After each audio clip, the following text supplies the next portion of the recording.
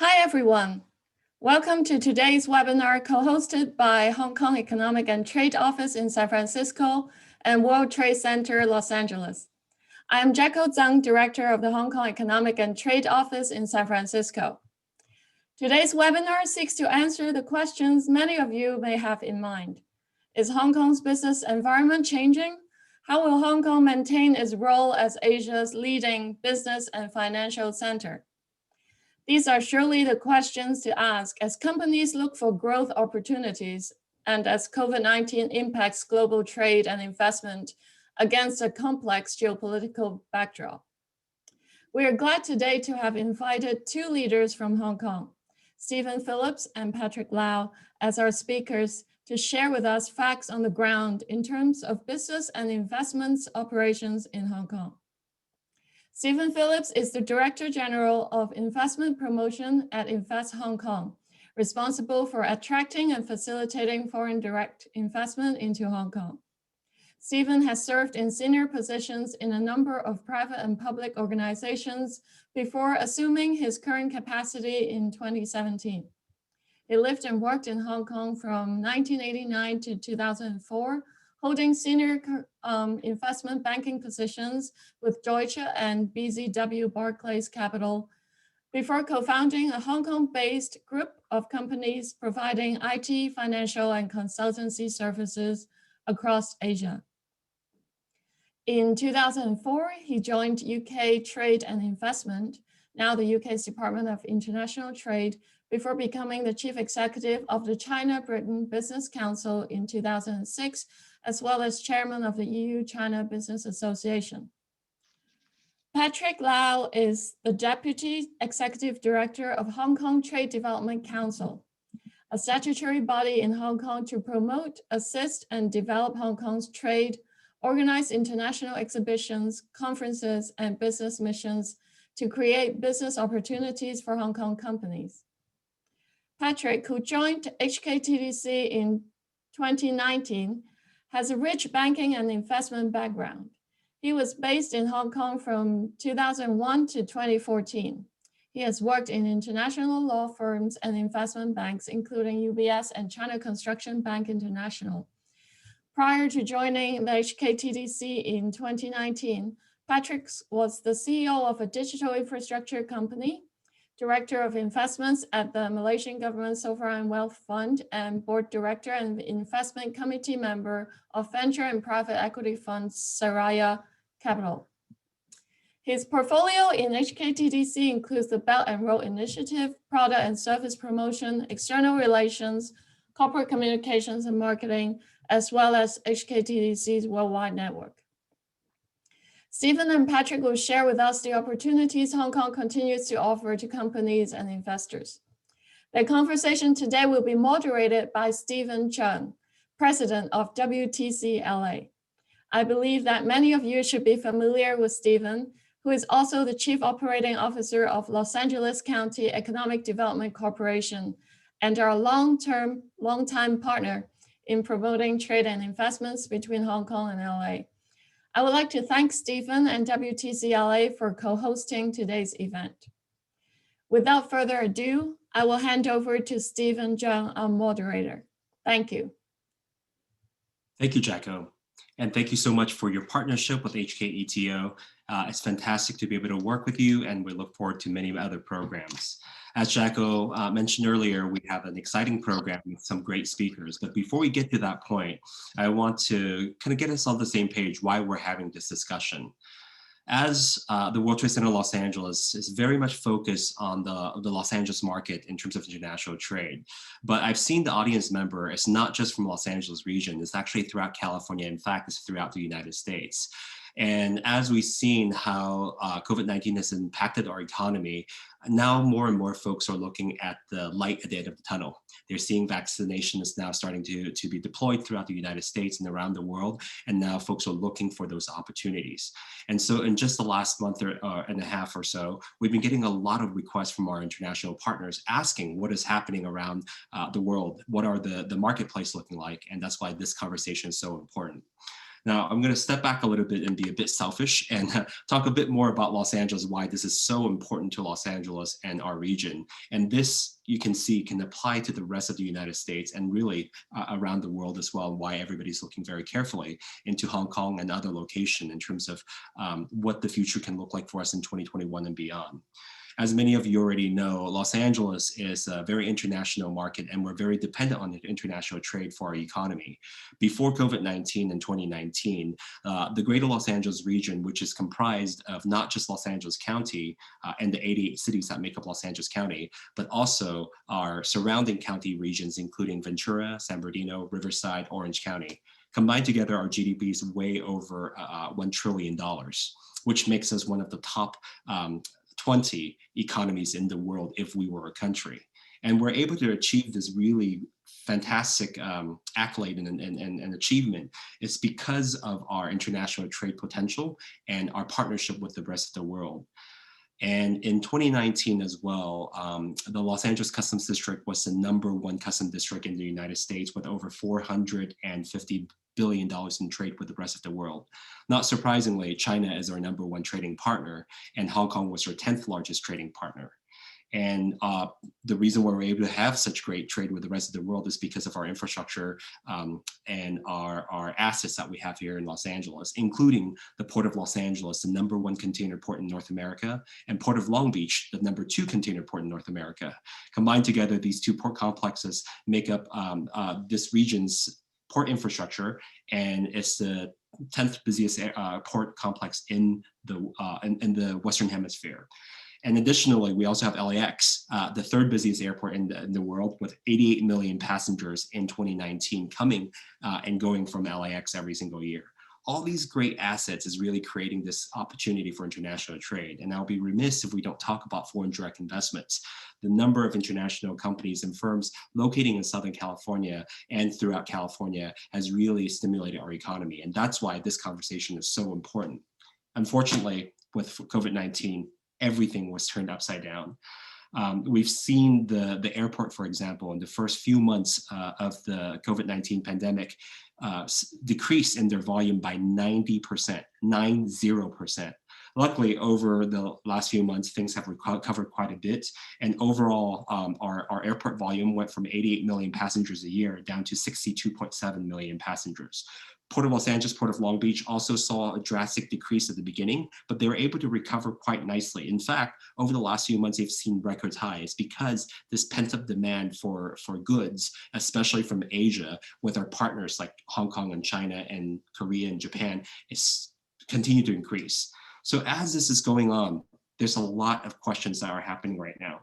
And so at this point, our audience member are probably very curious in terms of what some of these opportunities are, what are the challenges, and really for our panelists to give them the good, the bad, and the ugly about what they need to see in terms of the future.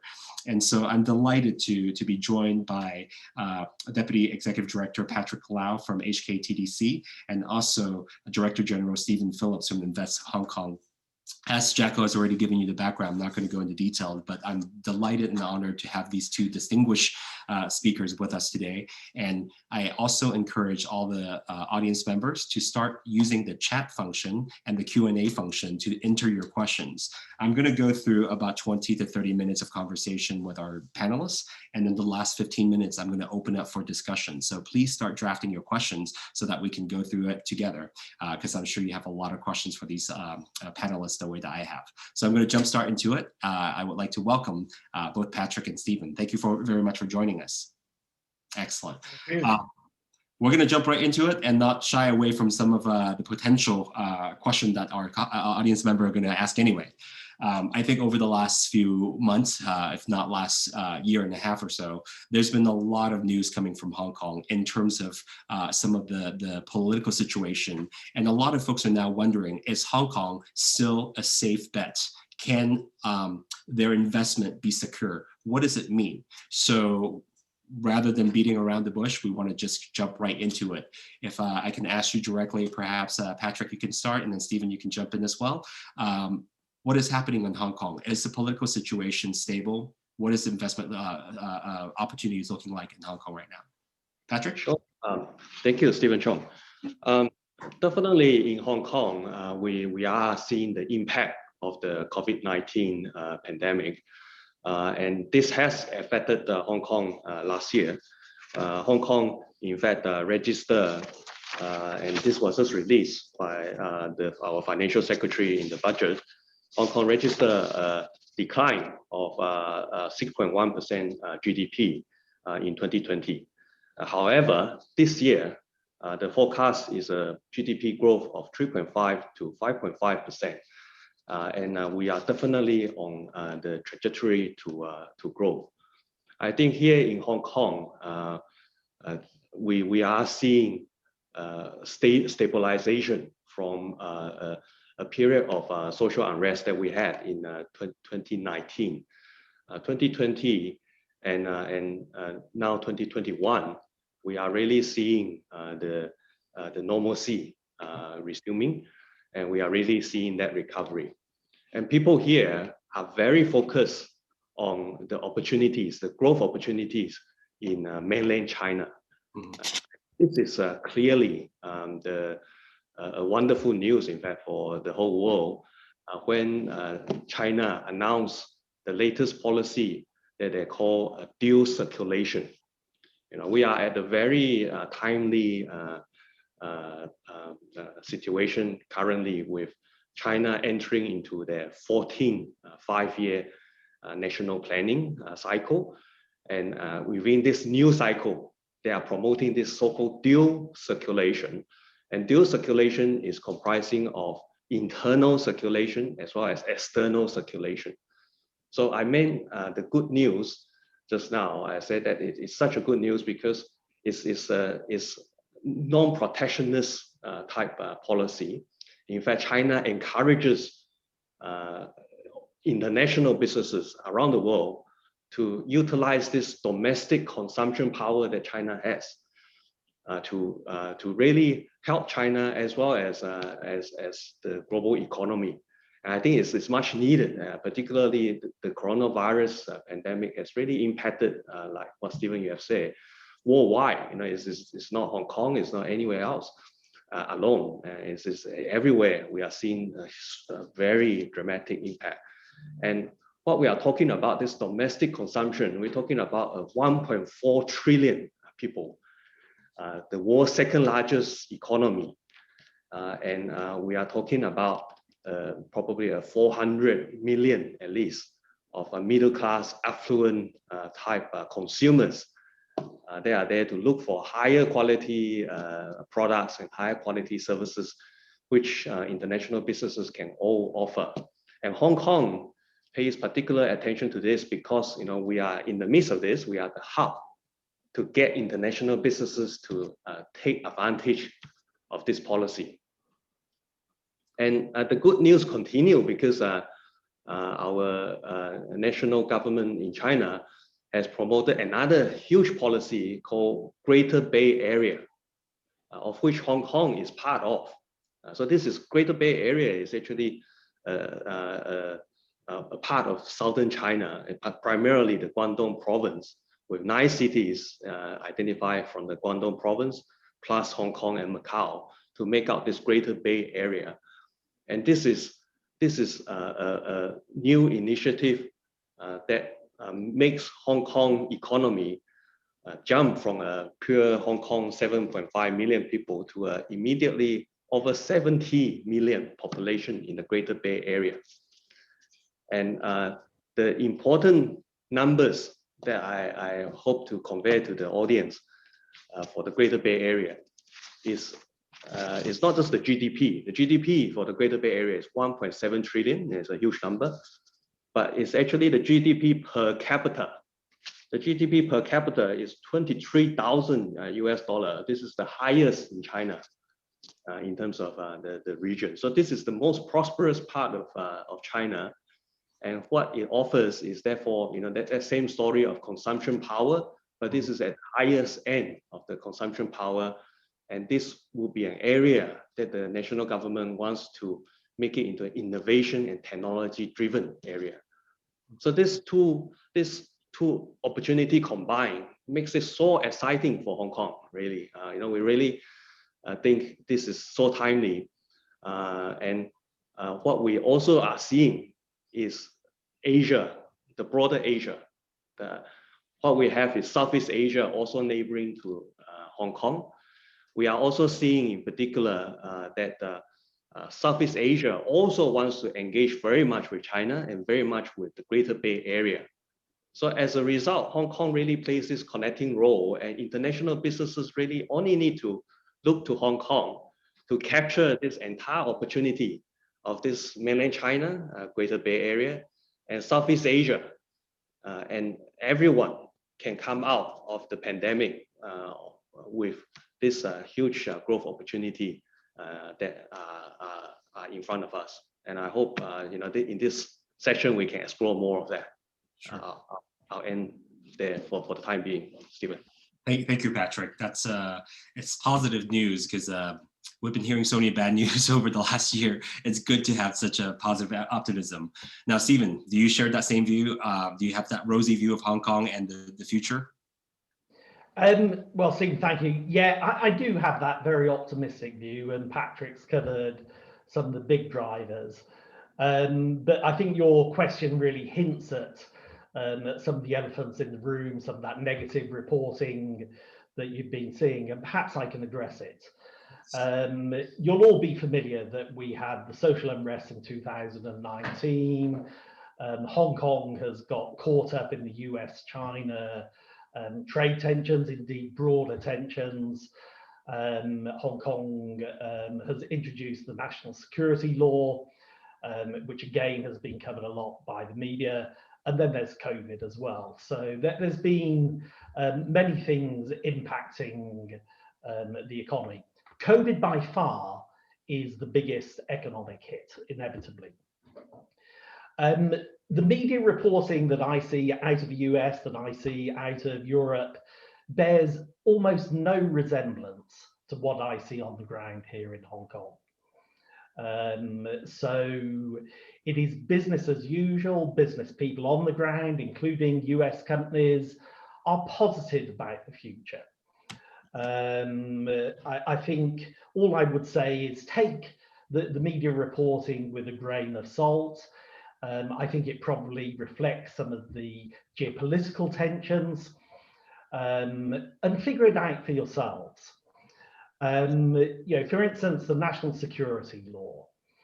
It is very similar to national security laws in the US, in countries around the world. And the chances of a company crossing the line on it, I think, are near zero. Companies are not in the business to have succession, to encourage foreign interference, and so forth. So I think there's a bit of an exaggeration on that from a sort of corporate perspective. Some of the stories about capital flight from Hong Kong, the data does not support it, full stop. Indeed, to the contrary, we've had capital inflows into Hong Kong so extensive that the Hong Kong Monetary Authority has had to intervene in the money markets. So again, the facts belie the media narrative. In the work that we do at Invest Hong Kong, again, we haven't seen an exodus of international mainland companies. The number of companies in Hong Kong in 2019 and 2020 were pretty flat. So again, that just doesn't seem to be borne out by the facts. And I'll also share that in terms of the pipeline of Invest Hong Kong, we've got operations around the world. We continue to see lots of interest. COVID is the impediment to taking the deals over the line. But again, it all points to the commercial reality being very different to the media reporting. The last thing I'd like to touch on as well, and this has cropped up in the context of US firms mentioned in one major international media outlet, that a number of US firms are asking whether Hong Kong law is still suitable. The report actually mentioned 4 companies, which isn't exactly a large number.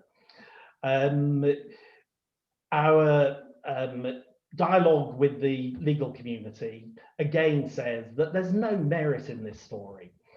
And both Hong Kong as a deal-making centre and as a dispute resolution centre continues to be very important. In terms of dispute resolution, the number of disputes handled either in arbitration or mediation in Hong Kong actually increased. And there's a very unique thing that I'd like to highlight, relevant for companies that have got operations both in Hong Kong and the mainland. There's something in terms of interim relief measures. So you can get a court judgment in Hong Kong, which will be recognised and executed in the courts on the mainland if you're in a dispute situation. That is a real tangible benefit to companies that may have a dispute with a mainland entity. So, yeah, on the opportunity side, as Patrick said, very bright. On some of this negative reporting, seriously, take it with a pinch of salt. Got it. Thank you, Steve. And there are some, I'm going to switch some of the questions back and forth because I think with your expertise, I'm going to drill into some of the questions. But I'm going to step back and ask both of you this question first, because what we saw is, as both of you mentioned, COVID-19 obviously is a very, very traumatic experience for us all and has really disrupted our economy. And I saw that for Hong Kong in particular, your GDP fell about 1.2% for the year, which is not a big drop compared to some of the other regions. In LA, we saw a similar drop as well, but the number doesn't always reflect what's happening on the ground. So for example, our GDP continues to be very strong, but at LADC, at the LA County Economic Development Corporation, last week we did an economic forecast. And we found that even though the economy as a whole is doing quite well, it's really a tale of two cities or a tale of two recoveries. It seems like the companies and the portion of the economy that's doing well continue to basically do even better. And the poorer communities actually are doing worse off. For example, in LA, at the end of 2019, we had about 4.5 million people employed in various sectors all throughout. In the first 2 months of COVID-19, we lost over 700,000 jobs. And over the next few months, we recovered some of that, but at the end of 2020, we still had over 400,000 jobs that are not recovered. So you're not going to see that with our GDP, small percentage drop. But the thing is, when it comes to the impact of the community, it's actually quite large. Can you talk a little bit about on the ground? Is that what's happening in Hong Kong as well? Or is actually things are recovering quite nicely? Yeah, I'd say it's actually a mirror image. Actually, GDP in 2020 in Hong Kong dropped 6.1%. But as Patrick said, projections for this year in the range of 3.5 to 5.5. If you look at, obviously, our major hinterland, the mainland, already seeing robust economic growth. And if you look at Asia as a whole, ADB is projecting 6.8% growth for the region as a whole. But you're right that the GDP figures mask very different activity levels and impact by sector. So like many places in the world, the sectors that have been hard hit relate to tourism, relate to retail, and food and drink as well. Yeah, that's the case in Hong Kong. But again, like you've described, Stephen, if you look at financial services, professional services, life sciences, tech generally, actually they're pretty buoyant. So the GDP figures are interesting, but you've really got to dig deeper to understand what's happening in the market dynamics. Got it. Patrick, you were going to respond as well? Yes, I totally agree with Stephen Phillips. Indeed, and also Stephen Chong, you mentioned this unevenness in the impact of the COVID-19. This is clearly what we see also. One example I will give is our in Hong Kong locally. We at the beginning of last year we already had some scares on the COVID-19 and the community was already looking for face masks, surgical masks. At that point in time, we realized, in fact, Hong Kong has no local production of surgical masks. In fact, we of course are able to source from international sources, and Hong Kong is a sourcing hub for different produce. But in a short period of 1 year, Hong Kong has developed a local industry in surgical masks. And this is not just pure surgical masks. This is surgical masks with creativity, because a lot of it is actually fashion. A lot of it is actually the functional surgical mask.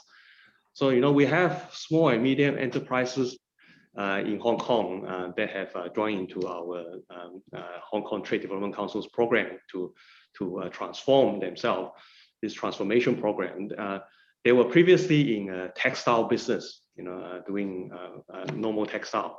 Of course, they caught on to the opportunity and are now doing face masks, surgical masks. But in addition, their surgical mask has a heating elements in the mask.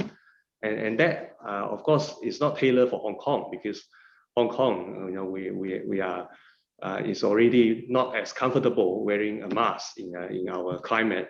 But going to a very northern cities, such as very northern part of China, where it's very cold, or perhaps going to Australia, in another different time zone, Australia, New Zealand, when it was very cold, the surgical mask with heating would have worked very well. And that is indeed how this small and medium enterprises is positioned their business, and why they leverage on the Trade Development Council's activities to promote their product overseas.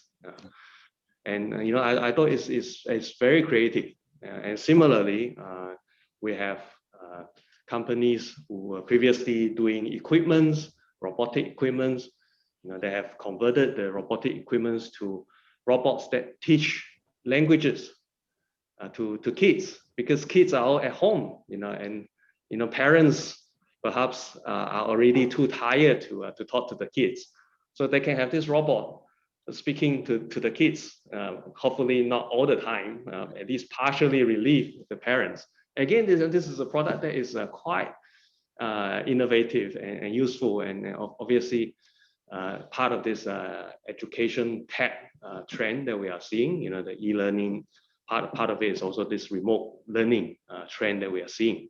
Yeah, great. And of course, and last example I will give is also a very interesting one. The same sort of type of robotic that Hong Kong have been producing, but this time is sanitizing. So it's either spraying out different sanitizer, antiviral sanitizer, or using a UV ray to sanitize the region. And it's particularly effective in areas like hospital, airports, huge, big areas that they can go around the different parameters and sanitize the whole place. And again, we've been pushing some of these technologies to our nearby markets, again, the whole Asia, including, in fact, Australia. So it's Asia Pacific market. And this is what we are seeing, that Hong Kong industries remain agile and creative and flexible, and they are able to really go to the sectors that are going to work well under the new normal post-pandemic. Great, thank you, Patrick. I see the audience are starting to do the Q&A and questions, so keep the questions coming. We got a lot more time for that. As a follow-up question, and spinning off the question that Stephen, you alluded to earlier, prior to COVID-19, we have already seen an increase in the consumers in not only Hong Kong, but throughout China and Asia, really starting to attract a lot of US companies to start entering that market. A lot of it has to do with the fact that e-commerce has increased significantly, and a lot of folks are sourcing US products and US company to open there. Can you talk about some opportunities and what type of trends were you seeing before, and especially now, what are the opportunities for companies that want to enter that market? Who do they look like? What do they look like? That's for you, Stephen, sorry. Sure. Well, yeah, certainly on the consumer side, things have changed dramatically, like everywhere in the world, driven by COVID. So e-commerce has come to the fore. But maybe just taking a step back in terms of what we see in terms of companies generally entering this part of the world. Probably about 10 or 15% of the companies that we work with enter Hong Kong just for Hong Kong. So obviously the vast majority enter Hong Kong for something else. The models then might be Hong Kong, both for the market, but also as a regional headquarters. So having multi-site operations across Asia under a holding company structure in Hong Kong. And there are advantages in that we could go into in more detail. Probably about 80% of the companies that we work with at the mainland, in particular Greater Bay Area, is a big driver for why they're looking to set up in Hong Kong. And again, there's some very distinct advantages about using Hong Kong if you've got an operating company that's been operating for 3 years, because Hong Kong has got its own free trade agreement with the mainland, which gives the most preferential access of anywhere. So for a US company, you don't need to think just about what you can do from the US, but it's what you can do from a company that you have in Hong Kong that gives you Hong Kong identity and then gives you market access into the mainland. I think, as Patrick's already alluded to as well, Hong Kong also very good for wider Asian markets, particularly ASEAN. Those are growing very quickly as well. To give you a flavour, we've got about 1,300 US companies in Hong Kong. That's the third largest source of investment into Hong Kong globally. Of those, almost 300 use Hong Kong as regional headquarters, and that's actually the #1 place globally. The other thing that I'd like to mention that is relevant to entrepreneurs is the very buzzy startup scene that we've got in Hong Kong. Despite COVID, actually, we saw the number of startups grow 10% last year. And the thing that I think really distinguishes Hong Kong is how international that entrepreneur set are. More than a quarter come from around the world. And again, the US is in the top 3 sources of those international entrepreneurs, investors. So pretty buzzy. What I'd say is, if you want to know more and some case studies of what companies either in your sector or for a particular geography have done, on the Invest Hong Kong website, there's a load of case studies that you can take a look at. Got it. You know, I was gonna wait for the audience Q&A later, but I see some of the questions that they're asking is related to exactly what you're saying right now, Stephen. So I'm gonna jump right into one of the questions. You talk about technology. You talk about kind of the startup scene. I think there was a question about the future of tech development in Hong Kong, and specifically, is the change in export control status a concern for that particular sector, especially topics around artificial intelligence, machine learning, and big data? And this question is coming from Alan Wong. Can you respond to that? Yeah, well, first of all, in terms of our innovation policy in Hong Kong, we've got a very progressive policy backed by funding, backed by tax breaks for R&D. 4 key areas within that policy: AI, robotics, and I'll come back to that, smart cities, biotech, life sciences, and fintech, all of which, of course, play very well to the US. Lots of different funding schemes available. Could be for R&D, it could be for setup, it could be for subsidizing some staff. Again, all of these different schemes you can find on the Invest Hong Kong website, or our team in San Francisco can take individual companies through what might be relevant. On the export control issue, clearly it's a concern for US companies, but I have to say it's a US issue, it's not a Hong Kong issue. So it's your government that you need to talk to about what export controls may or may not mean.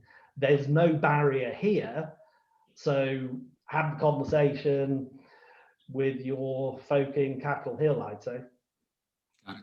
Thank you, Steve.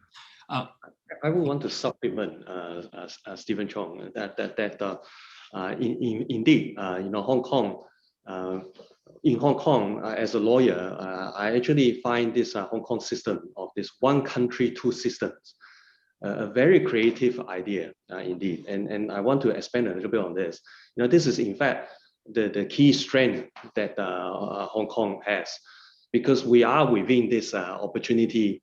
We are one country with the growth opportunity, which is mainland China. And yet we have a separate system, a system that international businesses are used to. And that is what made Hong Kong so attractive still to all the international businesses. And meet the geopolitical tension, like what Stephen has said, actually Hong Kong's strength, fundamental strengths remain. It's not like what the media has reported. A lot of international businesses are still secretly low profile, but profiting from this Hong Kong status, Hong Kong hub status, the gateway into the mainland China. And I must say, it's not just for the sort of geographical proximity and all this strategic positioning of Hong Kong. It's actually concrete policy that Hong Kong has that can really facilitate Hong Kong players to tap into this huge consumer demand in mainland China. So one particular policy is what we call here CEPA, CEPA. It's a closer economic partnership agreement between Hong Kong and the mainland China, and which gives the preferential treatment only to Hong Kong companies. And that includes international businesses setting up in Hong Kong. And I can tell you, as what I've seen from my stakeholders, that many have benefited tremendously over the past decade and continues to benefit, although they don't, publicize it that much. And this is just one of those policies. And then come the Greater Bay Area opportunity now, we are seeing another whole host of 24 different measures really supporting Hong Kong's role into this huge market. And given that the demand is so strong in mainland China, in Greater Bay Area for innovation product, technology products, it's really up to the businessmen to think for themselves whether whether they want to tap into this opportunity. And if they do, Hong Kong is best situated because with all these policies, with the national government promoting Hong Kong to have this role to facilitate international businesses to contribute, I think this is something that the international businesses should really think for themselves. You got it. Patrick, you're mentioning access to other regions, other countries as well as a key benefit to Hong Kong. And we're seeing that a lot of other regions have been very competitive with that, right? So for example, the Los Angeles works very closely with Europe, and traditionally we've worked closely with London as an access point to the rest of the EU. Because of Brexit, now other folks like the Netherlands and Ireland are coming to us basically saying, hey, you should move your headquarters over here because it's a better access point to the rest of the EU. Now we're hearing quite a lot about Singapore as a competitor to Hong Kong for being that access not only to China, but to the rest of Southeast Asia. Can you talk a little bit about why people should choose Hong Kong instead of Singapore? And is it true that folks are going to Singapore instead of Hong Kong? Well, I can tell you from the ground, we are not concerned at all. Like I say, for our fundamental strength, it's not something that Singapore can really replace. One country, two systems, they do not have.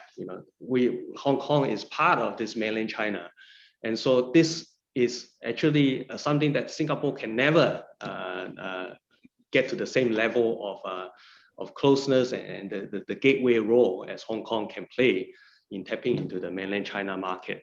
And simply because of this, as I mentioned also, the ASEAN economy, the Southeast Asia economy, are all also looking for growth opportunities. And the thing that they immediately look to is mainland China. Again, connecting them to mainland China, Hong Kong is in that irreplaceable #1 position. And so as a result, I actually think Hong Kong is in the sweetest spot because we are right in the middle of these two huge markets. Singapore, for all they can do, perhaps to claim some advantage over the immediate neighbor in some Southeast Asian countries. But as I said, the sweet spot of capturing the entire Asian opportunity remains here in Hong Kong. And I can tell you also from my own activities in the Trade Development Council, our convention and exhibition businesses, Hong Kong has never ceased to be the number one in this role. We have hosted international conferences amid the pandemic with the social distancing policy. We have moved all those conferences online.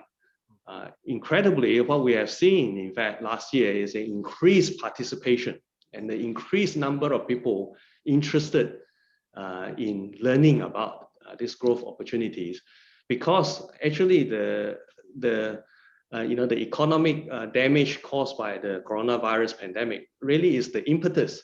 Now they really need to look for the next growth opportunity, and I think it's undeniable that this growth opportunity is in Asia.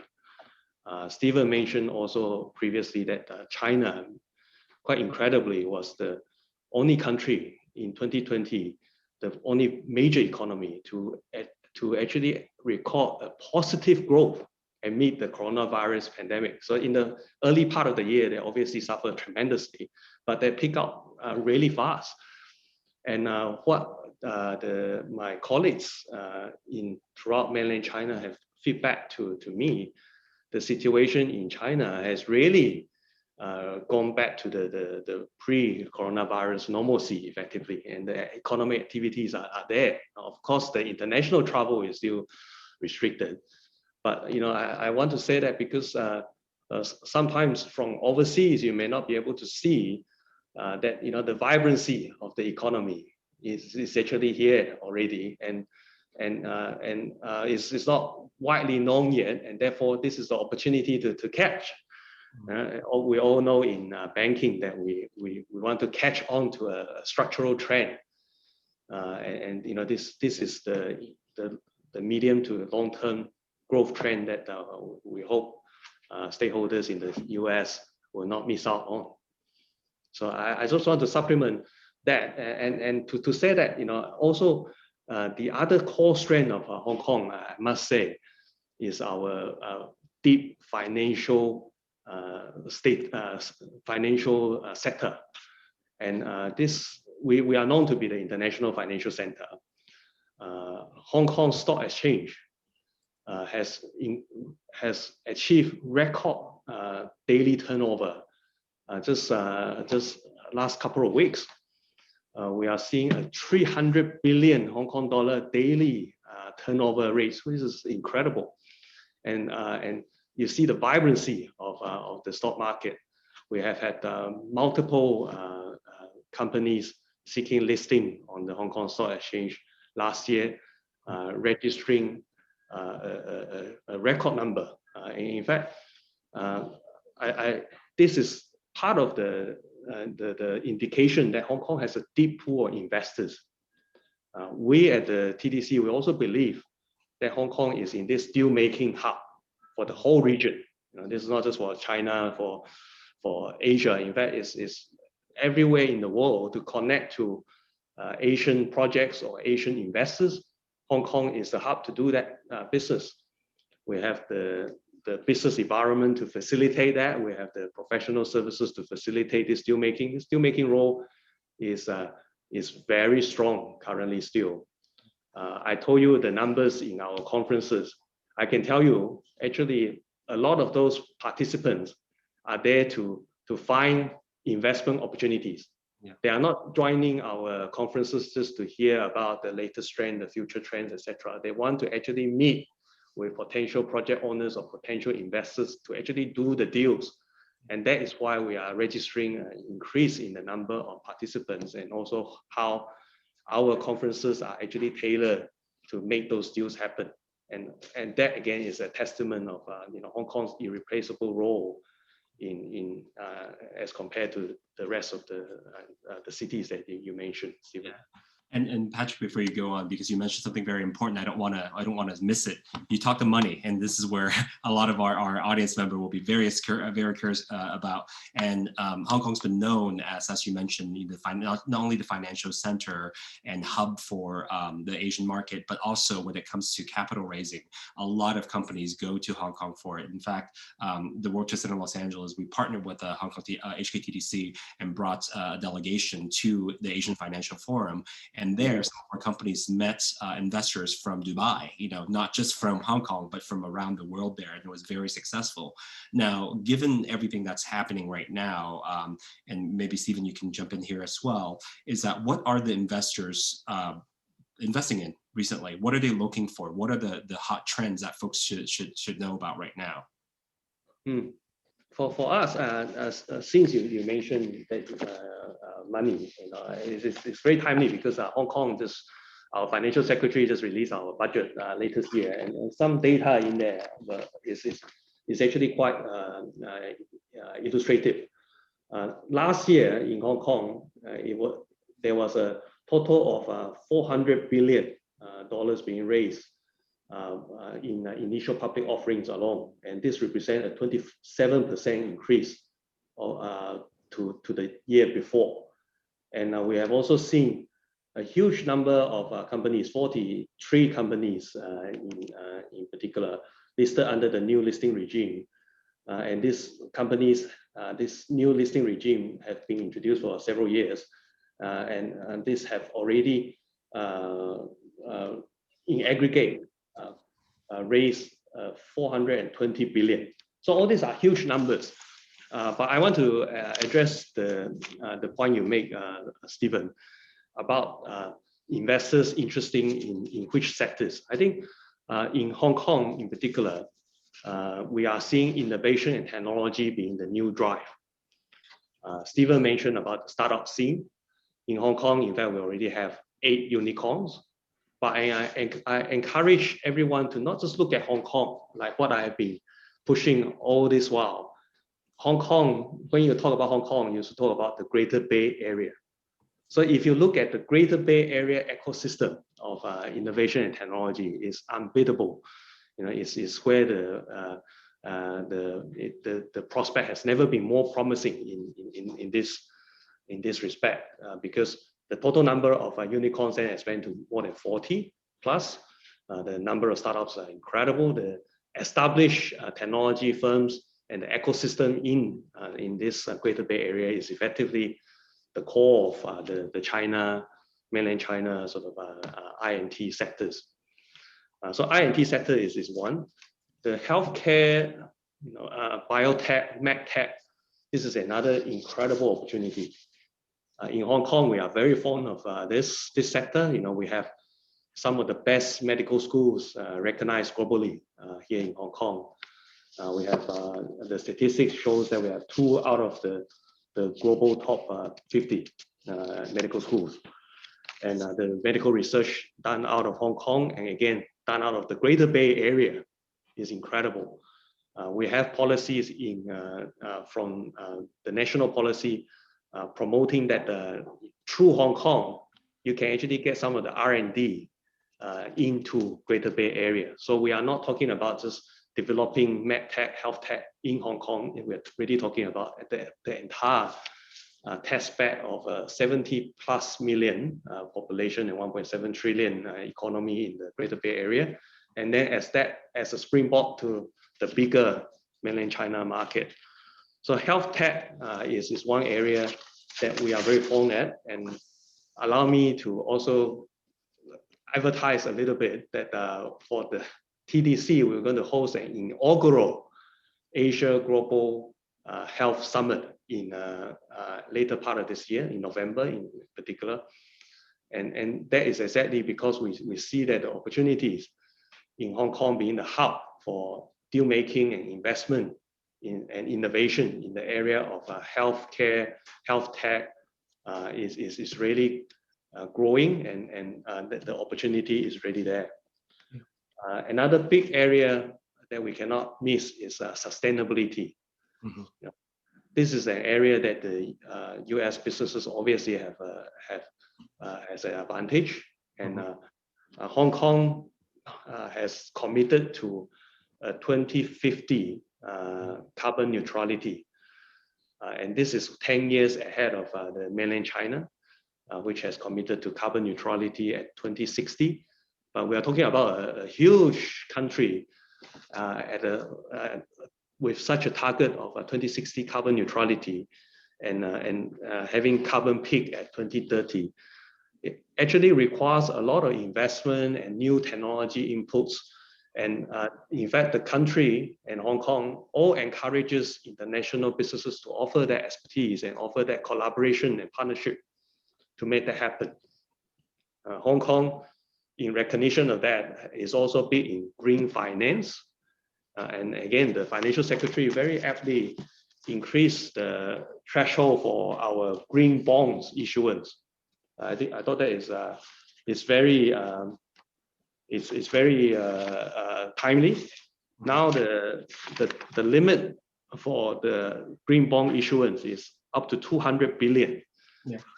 Because the Hong Kong government just recently issued a 2.5 billion US dollar green bond that was totally oversubscribed and very popular in the international investment scheme. So again, sustainability, green, these are areas that perhaps traditionally people would not think of Hong Kong as being particularly focused on technology. People may think Hong Kong is more just finance and business and professional services, logistics. But actually, some of these newer areas are also what we are seeing the opportunities. Yeah. I will highlight just one last sector, just for completeness sake, entertainment and creative industry. Again, this is where the international businesses can bring their own expertise to supplement what we have here in Hong Kong. And I highlight the entertainment industry because Hong Kong is obviously, some of the audience may remember Bruce Lee and Jackie Chan and all these people. We have that traditional base of this entertainment industry. In end of this month, the TDC will be hosting our Film Mark, which is a film market festival. And again, it's a collection of the entertainment industry getting together to talk about the latest trend and then to talk about investment, deal making, and what are the opportunities in the sector that they can find collaboration partners, etc. with. Great. Thank you, Patrick. So I was looking through the questions that were there, and from the audience. Can I just chip in on a couple of things? Just in terms of the top 5 sectors in the startup scene, where people are investing: fintech, e-commerce, supply chain, logistics, digital professional and consultancy services, ICT generally, and data analytics. And if any of you would like to look at that survey, again, it's on our website. I'd also just like to say something on Singapore, if I might, because I think this is actually a really important issue. It's a really simplistic debate. The starting point for a company has to be where are your target markets, not which city to go to. What I would say also is it's rarely a binary choice. It's normally a sequencing issue in terms of availability of capital and human resources. The other thing that I would say, and it goes back to the point I was making earlier, Hong Kong publishes data on the number of companies that we've got from around the world. Singapore doesn't. So we've got evidence to show Singapore doesn't actually show that publicly. So that I think is interesting. And the last point I just make on Singapore is Singapore, a country that's the same size as Hong Kong in terms of population, is our 5th largest source of investment. So that says something about what Singaporean companies think about the importance of Hong Kong. Yeah. So I just leave you with that. I think that's actually quite an important message. That is. And as I was looking at some of the questions from the audience members, I realized that I've been drawing from them already. So a lot of them have been answered. However, I think we only have time for probably one quick answer to this question, which is a complex question, is that our friend Antonio Young from Sacramento asked that ever since Hong Kong became a British colony, Hong Kong has been taking the role of connecting China before China opened. And that worked well. But since China has opened, and more importantly, advancing rapidly, the importance of connecting has been declining steadily. So the policy is a policy just to connect with China. And I'll follow up with that question as well. Why Hong Kong? Why not just basically bypass the middle person and go directly to China, since China is so connected to many of the other operation? Why like what is the role for Hong Kong now in that connective role? I would say, Stephen, that the China story is. I would say the China story is not yet over. This is actually a long-term trend that we are still seeing, and it's not too late. In terms of investors, often they think maybe China has had a good run of opening up, and so Hong Kong undeniably is the most international city within the whole China, and the best place to tap into China. And I will also say one more thing, that the gravity of economic development, I think, is also undeniably moving from west to east. And the east is not just China, it's the rest of Asia. And again, that role that Hong Kong has traditionally performed so well, the connecting role, will continue. And because our infrastructure, our ecosystem is really so suited to do that. And I think therefore, it's like not investing into Hong Kong per se, it's really investing into the whole region, the East region, the East economy. That would be my answer to that. And Stephen? Yeah, I think that's sort of a somewhat outdated perception. Hong Kong does have that connectivity role, and for certain international companies, Hong Kong is a much easier entry point to the mainland. But equally important is the outbound trade and investment flows to the mainland through Hong Kong. That drives opportunity for US companies and other companies.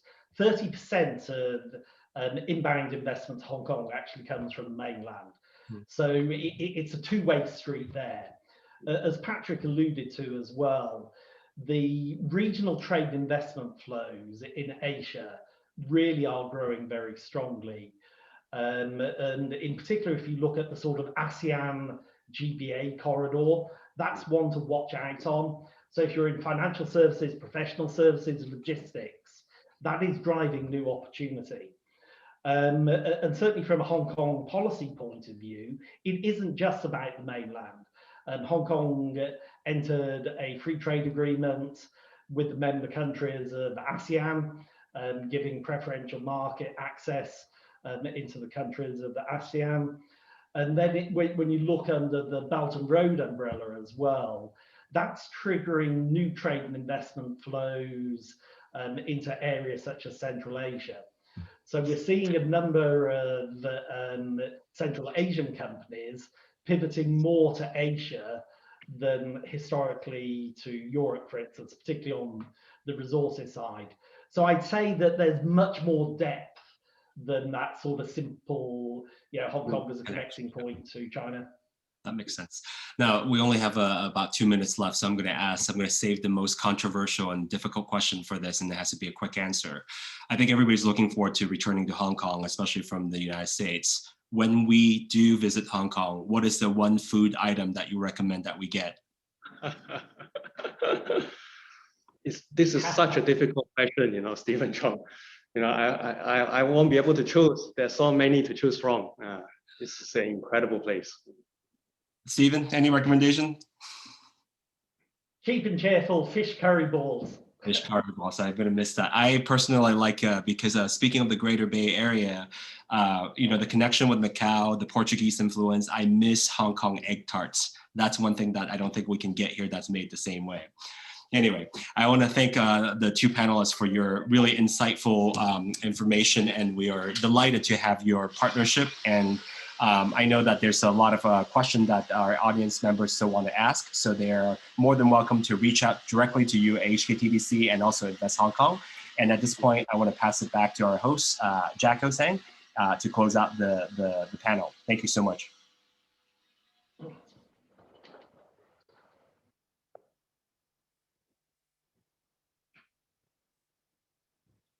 Well, thank you very much, Stephen, WTCLA. Thank you, Patrick from HKTTC, and thank you, Stephen from Invest Hong Kong. The Hong Kong Economic and Trade Office, it's here in San Francisco, and you can reach us by email. And if any of you have any questions about Hong Kong, we are definitely your first point of contact. And we have extensive contacts with HKTDC and Invest Hong Kong. And we're here to provide information and connect you with what you need to invest and maybe think about Hong Kong as your next destination for trade and investment.